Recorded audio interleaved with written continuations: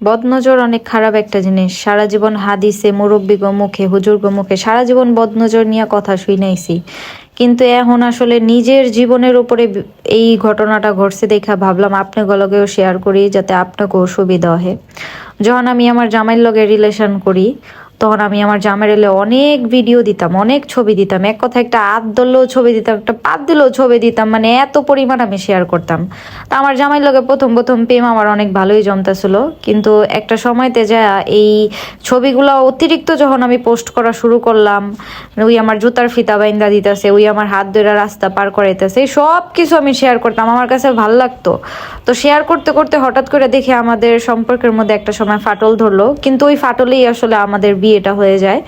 তো তারপরে বিয়ে করি, বিয়ের পরও বেশ প্রচুর, শুধু প্রচুর না অনেক বেশি আমি অনলাইনে বিয়ের পরে কি করতেছি না করতেছি, জামাইয়ের লগে কই যাইতাছি না যাইতাছি সব শেয়ার করতাম, এক কথায় মানে সব কিছু, খাওয়ন লোন ঘুম থেকে সব কিছু।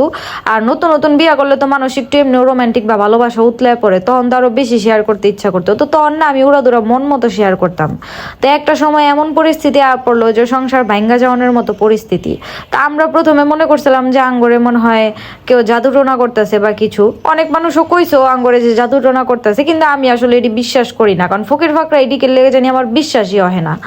তো তারপরে অনেক দিন পরে এক হুজুরের কাছে যায়, তারপরে হুজুরে কিছু ঝাইরা টাইরা দিল, তারপরের থেকে আলহামদুলিল্লাহ আল্লাহ তাআলা রসের রহমতে সুস্থ হয়ে গেলাম। তারপরের থেকে আমি বিশ্বাস করবেন কিনা জানি না, আমার জামাইয়ের লগে এত সুন্দর সুন্দর দিন যায়, এত সুন্দর সুন্দর সময় পার করি, কিন্তু আমি একটা কোনো ছবি বা ভিডিও আমি আমার ফেসবুকে পোস্ট করি না।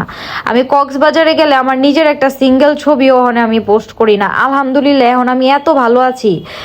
আর ইদানিং ধরে দেখতেছি যে ফেসবুকে ঢুকলেই সবাই ডিভোর্স হয়ে যেতেছে। বিশেষ করে একটা জিনিস সবাই খেয়াল করে দেখবেন, যে শুধুমাত্র ওই ডিভোর্স হইতেছে যারা ব্লগ করে, যারা মনে করেন ফেসবুকে অনেক অ্যাক্টিভ আসলো, যারা বেশি বেশি শেয়ার করতো, এগুলো কিন্তু সব বদনজরের কারণে হইতাছে। হয় এটাও আমরা জানি যে ব্লগিং করে ছাড়ারা টাকা কামাইতেছে, কিন্তু এই টাকা কামানোর চক্করে সংসার ভেঙ্গা যাইতেছে। আমারও অনেক ইচ্ছা ছিল আমিও কাপল ব্লগ করুম, মানুষ যেটা মন চায় ওটা কোকা, কিন্তু আমি আমার সংসার বাঁচানোর লেগা আমি এই সব করি নাই। এর লেগা আমি ওখানে নিজে নিজে নর্মালি আমি নিজে কি করতেছি না করতেছি ওই ব্লগটাই দেই। জামাইরে নিয়ে কোনো কথা কইতেও আমার ওখানে ডর করে, ভাই বদনজর এত খারাপ জিনিস।